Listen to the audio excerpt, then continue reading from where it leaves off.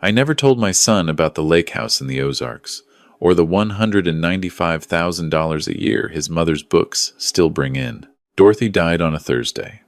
Pancreatic cancer. We had 11 weeks from diagnosis to the end, which the doctors told us was actually more time than most people get with that particular kind. I'm not sure that made it better. I'm not sure anything could have made it better. She was 64 years old, and she still had paint under her fingernails on the day she died, because she'd spent her final morning adding color to a manuscript she would never finish. My son drove up from Dallas the morning of the funeral with his wife and their 2 kids. He wore a dark suit that looked expensive.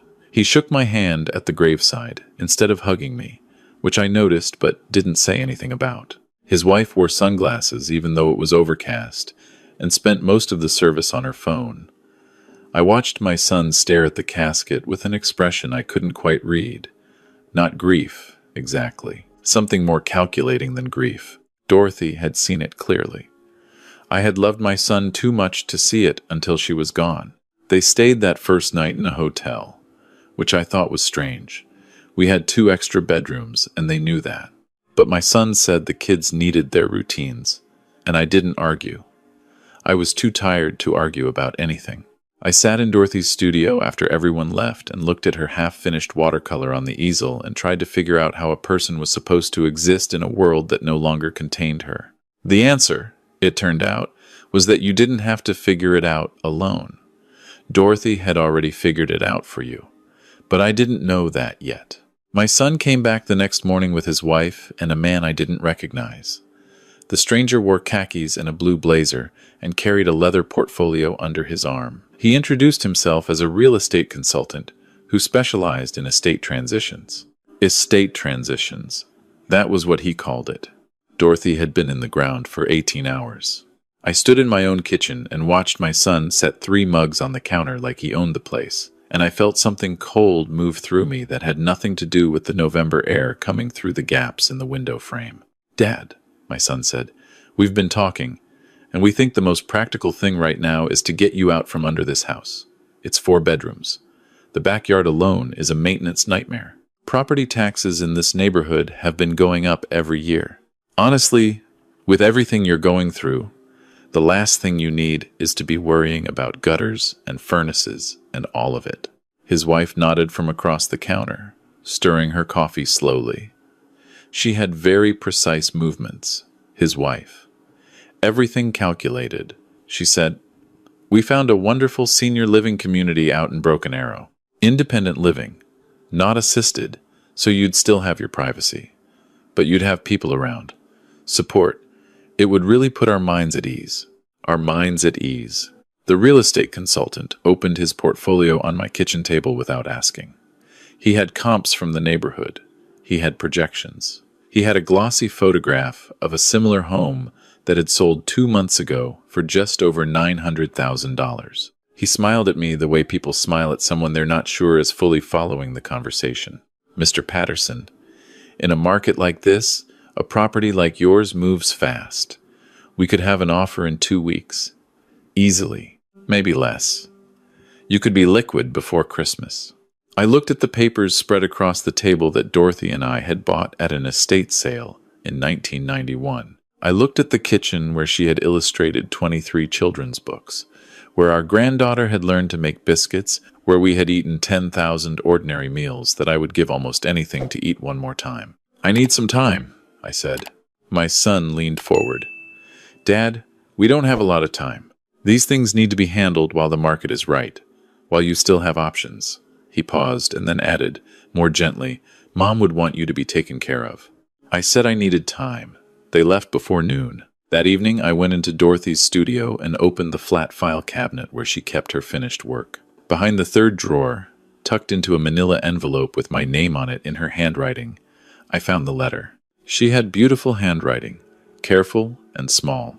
She'd always said her handwriting was the one thing she'd gotten from her mother that she was grateful for. "Frank," the letter began, "if you're reading this, then the cancer one. I'm sorry, sweetheart. I really thought we'd have more time. I thought we'd have the lake house summers and the drive down to see the bluebonnets in the spring and all the rest of it. I wanted more time. I didn't get it, and I'm sorrier for that than I can put into words. But I need you to listen to me now, because I know our son, and I know what he's going to do, and I need you to be ready. I read the letter twice before I turned the page. Then I read it 3 more times after that. At the bottom, she had written a phone number. She had written, "His name is James Whitfield. He's in Stillwater. He's been expecting your call for almost 2 years. Tell him Dorothy's husband finally read the letter." I called that night. A man answered on the second ring, despite the hour. He said, "I've been wondering when you'd call. I'm so very sorry about Dorothy. She was one of the most methodical people I've ever worked with, and that is saying something." "Methodical," I said. "She came to see me 22 months ago," he said. "She said she wasn't sick yet, but she wanted to be prepared. She said she had a feeling about how things would go when she was gone, and she wanted to make sure you were protected before that happened. 22 months ago, she hadn't said a word to me about any of it. 22 months ago, we had been driving to Arkansas to see the fall leaves, and she had been reading me passages from a novel she loved, and we had stopped at a roadside stand and bought 4 jars of honey from a man with a white beard, and I had had absolutely no idea that somewhere in her mind she was quietly building a wall between me and the future she could already see coming. She told me about the house in Missouri, James Whitfield said. She told me about the royalty situation. She wanted everything structured so that your son would have no legal claim to either one. It took a few months to get it all in order, but it's airtight. She was very specific about what she wanted. I sat in the dark kitchen for a long time after we hung up. Dorothy had grown up on a lake in the Missouri Ozarks. Her parents had owned a small piece of land there with a cabin on it, and when her mother died, she had inherited it. She never sold it. She never talked about selling it. Every few years, we'd drive up and spend a week, and she'd sit on the dock in the early mornings and watch the light come across the water with an expression of such pure contentment that it made me feel like I was seeing something private, something almost sacred. Our son had gone once, when he was 11. He'd complained about the lack of cable television and the fact that the nearest pizza place was 40 minutes away. He never went back. Dorothy had spent the last several years renovating the cabin quietly, a little at a time. New plumbing, a real kitchen, a wood-burning stove in the main room, a studio space with north-facing windows and good light. She had done it all without mentioning it much, and I had assumed it was just one of her projects, the way the garden was a project and her book work was a project. I hadn't understood that she was building us somewhere to go. My son came back 3 days later. This time he brought his wife and a different man, a financial advisor with a business card that listed 4 different credentials after his name. They sat in my living room, and my son talked about liquidity and asset consolidation and the importance of having professional management over my finances, given my age and my recent loss. He said, given my age and my recent loss, as though these were things happening to someone else. As though he were a concerned observer and not a 42-year-old man sitting in his dead mother's living room within a week of her funeral, trying to get his hands on the deed to her house. His wife had brought a binder. She opened it on the coffee table and walked me through it with the focused energy of someone who had rehearsed this presentation. There were sections on senior living options, sections on estate planning, a section on a special financial account that my son and his wife would manage jointly on my behalf. The account already had a name on it. I said, "Where did you get the information to put this together?" His wife looked up from the binder. "Oh, we've been working on this for a while. We wanted to be ready so we could really help you when the time came." A while. Before Dorothy had even died, they'd been working on this. I thought about that and kept my face very still. "I'll think about it," I said. My son slid a packet of papers across the coffee table. "Just a power of attorney," he said. "Standard stuff. It would let me manage the sale of the house and make sure the money goes somewhere safe. You wouldn't have to deal with any of it. We'd handle everything." The financial advisor smiled and said, "At this stage in life, having professional management of your assets is really just good common sense." I was 67 years old. I had worked as a mechanical engineer for 38 years. I had built 2 engines from scratch in my garage as hobbies. I had a master's degree. I had managed my own finances since I was 19. I said I would think about the papers and ask them to leave. That night, my granddaughter called. She was my son's daughter, 20 years old, a sophomore at the University of Oklahoma studying studio art. She had gotten Dorothy's cheekbones and Dorothy's habit of going very quiet when she was working something out. Her father thought her degree was a waste of time and money. He said this to her regularly and without apparent awareness of how much it cost her to hear it. "Grandpa," she said, "Dad told me you're selling the house and moving to Broken Arrow. Is that what you want?" I said I was still thinking. She was quiet for a moment. Then she said, "Mom has been on the phone with realtors." I heard her. She's been calling them for over a week. Over a week. Dorothy had been alive over a week ago. I said, "Your grandmother left me something I need to tell you about. Can you come over this weekend?" She said she could. She arrived Saturday afternoon with a duffel bag and a portfolio of new paintings and the particular lightness she always had when she got out of her parents' house in Dallas and came north. She had her grandmother's way of moving through a space, taking everything in without rushing. She stood in the doorway of Dorothy's studio for a long time without saying anything. We made tea the way Dorothy had always made it, loose leaf in the old ceramic pot, and sat at the kitchen table, and I told her everything. She listened without interrupting. That was also a thing she shared with her grandmother. She could listen the way most people couldn't, actually receiving what was being said instead of just waiting for her turn to speak. When I was done, she said, "The lake house. I remember Grandma talking about it. She said she used to go there as a kid. She said the light in the mornings was the best light she'd ever seen." Dorothy had described it to her almost exactly the way she described it to me when we first met. That made my throat tight in a way I hadn't expected. I said, "I could use some help. I don't know anything about running a cabin or managing a property like that, and I'm going to be learning everything from scratch. I have enough to pay you fairly and you'd have time to paint. Actually paint. Not just coursework." She looked at the table for a moment. "Dad would not be happy about this." "No," I agreed. "He wouldn't." She looked up with a small smile that was entirely her grandmother's. "I'm in," she said. My son called that Sunday evening. His wife was on the extension, which I could tell by the slight echo. He said, "Dad, Ashley can list the house this week. We need to get moving. There's an offer in the neighborhood already, and we don't want to miss the window." I said, "I've made a decision. I'm not selling." The silence on the other end was the kind of silence that has a shape to it. Then he said, "What do you mean you're not selling?" I said I was moving to Missouri, to the lake house Dorothy had left me. He said, "What lake house?" "Mom didn't have a lake house." "She had a lot of things you didn't know about," I said. His voice shifted into a register I hadn't heard since he was a teenager trying to negotiate a later curfew. He said, "Dad, listen to me. You're grieving. You're not thinking straight. You're 67 years old and you want to move to some cabin in Missouri alone? That doesn't make any sense. This is not rational behavior." His wife said, "We're just worried about you, Frank. This is not the time to make major decisions." I said my decision was made. I said I'd be in touch. I hung up. He called back within the hour. He said, "I talked to a doctor, a specialist in elder care. He thinks it would be a good idea for you to come in for an evaluation, just to make sure everything is okay cognitively. It's routine after a major loss.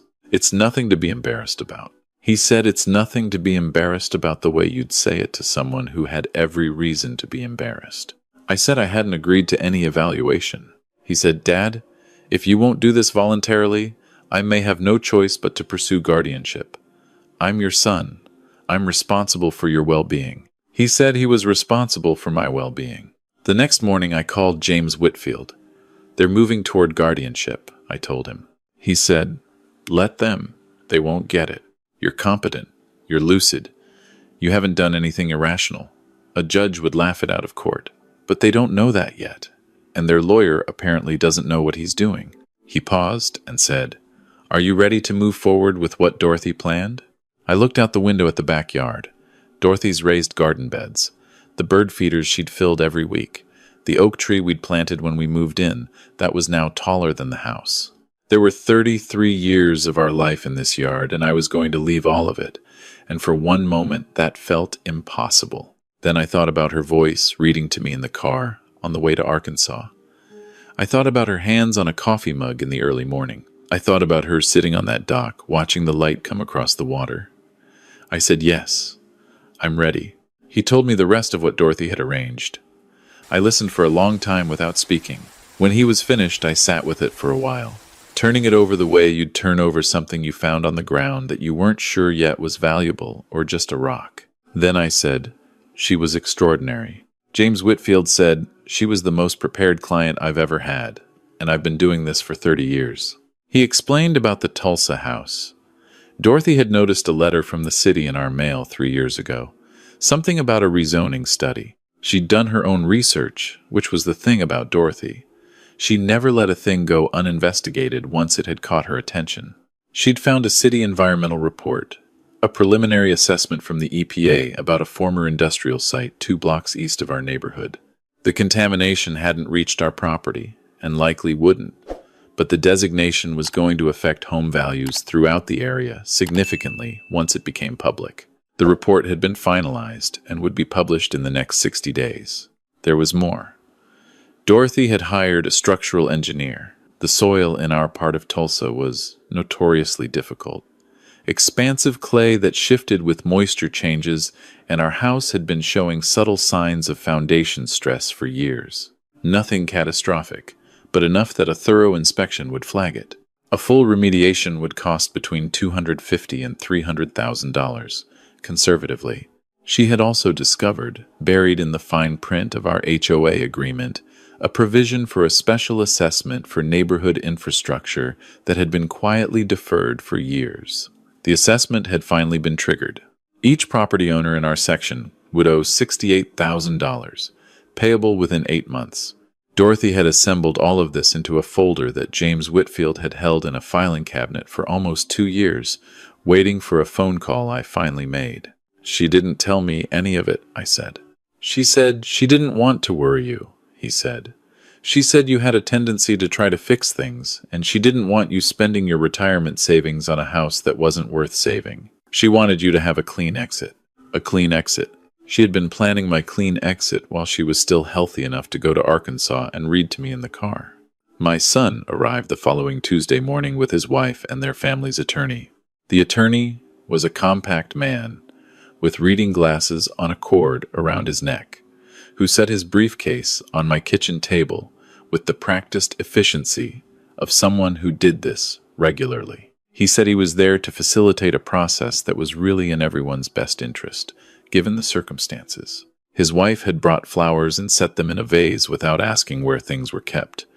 She had been in my kitchen enough times to know where things were kept. She moved through it with a proprietary ease that I had noticed before but never named. My son said, "Dad, we're not trying to fight with you. We love you. We want what's best for you. And what's best for you is to not be carrying a property of this size alone at your age after everything you've just been through. Let us help you." He said, "Let us help you the way people say it when what they mean is let us take over." I said, "I've been thinking about what you said, and I think you're right that I can't manage this house alone." I said I'd been doing some reflection, and I'd realized I was being stubborn and it wasn't fair to them. My son's expression changed. Something in him relaxed that had been braced for a fight. I said, "I'm not going to sell the house. I want to give it to you instead, as an early inheritance. The whole thing, free and clear, no strings." His wife looked at my son. My son looked at me. He said, "Give it to us." I said, "Your mother and I bought this house when you were 8 years old. You grew up here. It should stay in the family. I don't want to deal with a sale. I don't want agents and open houses and negotiations. I want to hand it to you and be done with it and know it's in good hands." His wife said, "Frank, are you serious?" I said I was completely serious. I said James Whitfield had already drawn up the transfer papers. My son read them twice, very carefully, looking for something I'd hidden inside the language. There was nothing to find. It was a straightforward property transfer, the house and the lot, all of it going to my son outright with no conditions and no encumbrances. The attorney reviewed them and said everything appeared to be in order. His wife said, What about you? Where will you live? I said I had Dorothy's life insurance, which was enough for a small rental apartment while I figured things out. I said I'd be fine. I said I just wanted them to have what they'd always wanted. My son signed. His wife signed. The attorney witnessed it. They moved through the paperwork with a speed that told me they'd been afraid I'd change my mind, that the whole time they'd been braced for a catch that never arrived. They filed the paperwork the same day. That evening, my granddaughter came over and helped me pack. We worked until midnight, pulling books off shelves and wrapping the dishes Dorothy had painted by hand and rolling up the rugs and labeling boxes with a black marker. My granddaughter had put music on low on her phone, and we worked quietly, and the house began to look like what it was, a place we were leaving. I found one of Dorothy's sketchbooks in the studio, tucked behind a set of reference books. I sat on the floor and went through it. There were thumbnail sketches for book illustrations, studies of birds and flowers and children's faces, and then in the back, a series of drawings I hadn't seen before. The lake, the dock, the light on the water in different conditions, morning and evening and overcast and brilliant. She had been drawing it from memory, returning to it again and again, working out some vision she'd been carrying around. She'd been homesick for a place she'd always planned to go back to. My granddaughter sat down beside me on the floor and looked at the drawings. She didn't say anything for a long time. Then she said, "We should put these up when we get there." "We should," I agreed. The drive to Missouri took 9 hours with stops. My granddaughter drove the first half while I read to her from a novel Dorothy had recommended months ago that I'd kept putting off starting. We stopped for lunch in Joplin and ate at a diner where the coffee was good and the pie was better. And my granddaughter told me about the series of paintings she wanted to work on. Large landscapes, she thought. Large enough that you had to step back to see the whole thing. I told her about the north-facing windows in the studio Dorothy had built. Her face changed when I described them. The particular aliveness that came over her when she was imagining making something. She looked the way Dorothy had looked, talking about a new project. I didn't say that out loud. The cabin sat on 4 acres, at the end of a gravel road, above a small cove where the water was very still in the mornings. Dorothy had not understated the light. I had forgotten what it was like, those early visits years ago, and now standing on the dock at 6:30 in the morning, the day after we arrived, I understood why she had kept drawing it from memory. It was the kind of light that made you believe time was moving at the right speed again. The cabin itself was more than I had expected. Dorothy's renovations had been thorough and careful. The kitchen was small, but well designed. The main room had the wood stove and a good sofa and her books already on the shelves, transported ahead of us in a separate shipment James Whitfield had arranged on her instructions. The studio had the north windows and a long work table and built-in storage and a wall of pegboard for hanging work. She had put a small framed photograph on the windowsill. The two of us, young, standing in front of this cabin 20-something years ago, both of us squinting into the sun. She'd had it printed and framed and put it here, waiting. I stood in that room for a long time. My granddaughter set up her corner of the studio within the first 2 days, organizing her brushes and paints with the quiet intensity she brought to any system she cared about. She started painting the 3rd morning, standing at the window with a cup of coffee and then putting the cup down and picking up a brush without ceremony, as though she'd been doing it here for years. The nearest town was 20 minutes away. Small, old, friendly in the way of places that haven't been discovered yet. The neighbors on either side came over with food and introductions within the first week. A retired school teacher to the north and a couple who ran a small orchard to the south. Dorothy had known them. She'd kept in touch over the years, apparently, cards and occasional calls. They spoke of her with the easy warmth of people who had known her before she was Mrs. Patterson, when she was just Dorothy from the Ozarks who moved away and made good and never forgot where she came from. I took long walks in the mornings. I talked to Dorothy out loud, which I had felt self-conscious about at first, and then stopped feeling self-conscious about. I told her about the cabin, about the light, about what her granddaughter was painting. I told her she'd been right about everything, which she had been, which she almost always was, which was one of the things about her that had made living alongside her both wonderful and occasionally very humbling. Dorothy's books were used in elementary school curricula in 14 states. 12 titles still in print, several of them approaching their 30th anniversary editions with no sign of slowing down. The royalty payment arrived in the first week of January, direct deposit, $195,000 that landed in my account as quietly as if it were the most ordinary thing in the world. To Dorothy, it had been ordinary. She had earned it across 40 years of work, early mornings and late nights, and the accumulated discipline of someone who treated her art like a profession rather than a hobby. Her books were in libraries and classrooms, and doctors' offices and pediatric waiting rooms across the country.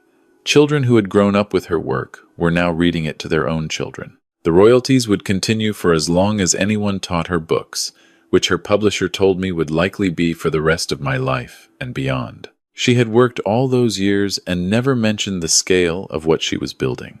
And I had let myself assume it was a nice supplement to our retirement, rather than what it actually was, which was everything we needed and then some. I had underestimated her consistently and spectacularly for 41 years. I had loved her well, I thought, but I had not always understood her completely. She had been, in some ways, several steps ahead of me the entire time. My son called on a Saturday morning in late February, 3 months after we'd left Tulsa. My granddaughter was in the studio. I could hear the soft sounds of her working, brush on canvas, the occasional scrape of a palette knife. The lake was flat and still outside the window, silver in the overcast light. He said, "Dad, we need to talk." I said, "Good morning." He said, his voice tight with something he was trying to contain. "The EPA has designated the area around our house as an environmental impact zone. It's going to be all over the news. Property values in the entire neighborhood are going to tank. The real estate agent says we've already lost 30% of the assessed value and it could go lower." I said, "I'm sorry to hear that." "That's not all," he said. "There's a structural issue with the foundation. We had someone look at it after we noticed some cracks. The repair estimate is $280,000, and the HOA sent us a special assessment notice, $68,000, due in 6 months." I said, "Oh my, you knew," he said. His voice had dropped to something quiet and controlled that was more frightening than shouting. "You knew about all of this, and you gave us that house anyway." "I didn't know all the details," I said. "Your mother handled a lot of things I wasn't aware of. I just knew it was getting to be too much for me to manage." "She set you up," he said. "She set this whole thing up.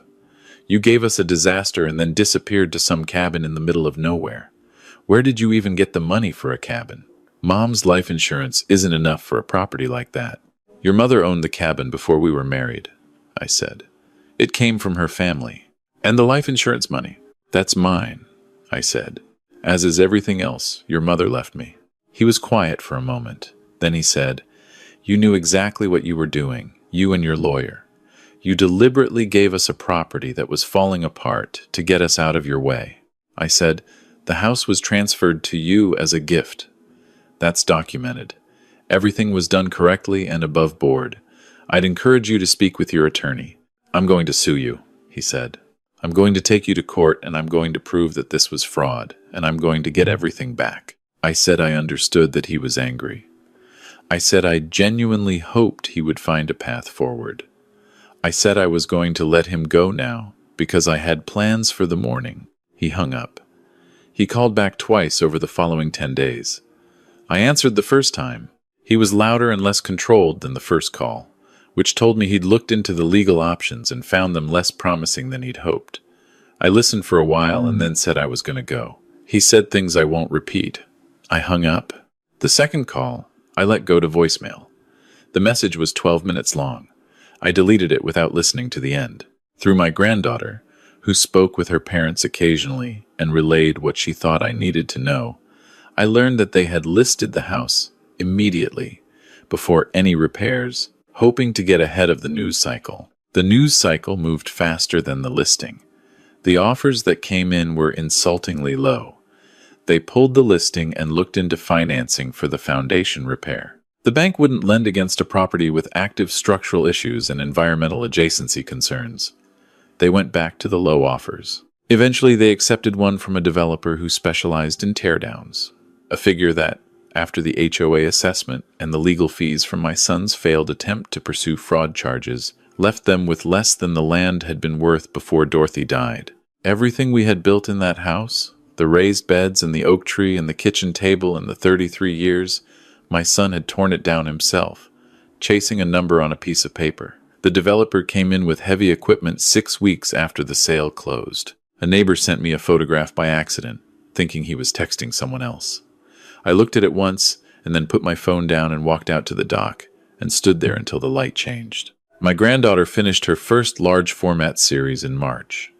7 paintings, each one 4 feet across, each one a different hour of light on the water. She photographed them and sent the photos to 3 galleries, and the second one wrote back within a week. They offered her a small group show in their summer exhibition, her first professional showing. She called me from the studio, and I could hear in her voice the exact quality of disbelief and joy that Dorothy had described, feeling the first time a publisher said yes. I called James Whitfield that evening to let him know things were settled. He said Dorothy would be pleased. I said I thought she would be, and also I thought she had probably already known it would go this way, which made him laugh. I cooked dinner for my granddaughter that night. Dorothy's chicken and rice recipe from the index card in her handwriting that I'd tucked into my bag before we left Tulsa. My granddaughter set the table and lit a candle, and we ate with the studio door open so we could hear the water. She told me about the gallery, about the other artists in the show, about a project she was already planning for the fall. She talked about Dorothy easily, remembering stories, asking questions about things she'd never thought to ask when there was still time. After dinner, she said, "Do you think Grandma knew I'd end up here? Like, specifically?" I thought about the sketchbook, the drawings of the light across the water, done from memory in the back of the studio, refined over and over again. The photograph on the windowsill, already framed, already waiting. "I think she knew a lot of things she kept to herself," I said. My granddaughter smiled and said, "That sounded exactly right." I started writing in April. I'd kept notes for years, the habit of an engineer, and I had files on my laptop full of half-formed observations about 40 years of work and the particular education you get from watching things break down and figuring out how to rebuild them. I didn't know if it was a book. I didn't know if it was anything, but I wrote in the mornings before my walk, 2 or 3 hours at the kitchen table while my granddaughter slept, and slowly something began to take shape that I couldn't have named at the start. My son never called again after the second voicemail. I thought about reaching out. I sat with the thought a few times, turning it over, examining it honestly. I did not reach out. He had made choices with full information about who I was and what I wanted. He had looked at his mother's death and seen a transaction to complete. He had brought a stranger with a real estate portfolio into my house before she was cold. He had threatened to have me declared incompetent. He had tried to take control of everything Dorothy and I had built together, and when he hadn't been able to, he'd found a way to destroy it instead. These were not things that an apology on my part could repair. These were not things that were mine to repair. Dorothy had understood this before I did. Dorothy had loved her son and known him clearly, without the distortions that made it harder for me. She had not hated him. She had not wanted him to suffer. But she had been clear-eyed about what he was willing to do, and she had built her plan accordingly. She had given me freedom. That was what she had given me. Not just the cabin or the money, though I was grateful for both. She had given me permission to stop carrying the weight of a relationship that had been unequal for a long time, where I had been giving something that was never going to be returned in kind, where I had kept making room in myself for a version of my son that existed more in my hope for him than in reality. I had spent 67 years being someone's son, someone's husband, someone's father. I had been responsible and present and careful, and I had tried, genuinely tried, to do right by the people who needed me to. I did not regret any of it, but there was something on the other side of all that responsibility that I hadn't expected to find, which was a quiet and startling lightness, the sensation of carrying only what was actually mine. On the first Saturday in May, my granddaughter and I took the canoe out early and paddled to the far end of the cove where the herons nested. We stayed very still in the water, and watched one of them stand motionless in the shallows, for so long it might have been a sculpture, and then move with sudden blinding precision and come up with something silver in its beak. My granddaughter said, softly so as not to startle it, "Grandma would have painted this." "She would have," I said. We floated in the cove for a while without talking. The light was doing the thing Dorothy had drawn over and over again, that particular quality of the morning reflection, the way the color seemed to come up from inside the water rather than down from the sky. I had looked at her drawings enough times by now that I could almost see what she was reaching for, the thing she kept returning to and trying to get right. I thought about the last line of her letter. She had closed it the way she closed everything she wrote to me, with the shorthand we'd developed over 41 years. 2 words that had meant more things than I could list in one place. 2 words that meant I see you and I trust you and I'm glad we found each other, and whatever comes next, I'm not afraid. She had written those 2 words, knowing I would read them alone in a quiet house on a night when the world felt catastrophically different than it had before. And she had been right that I would need them, and she had been right that they would be enough. I sat in the canoe in the light on the water and said them out loud. My granddaughter looked at me. I was not trying to explain, and she was not asking. She understood, the way she understood most things, by going quiet and making room for it. The heron spread its wings and lifted from the water without effort, and we watched it carry itself over the tree line and disappear into the blue and green morning.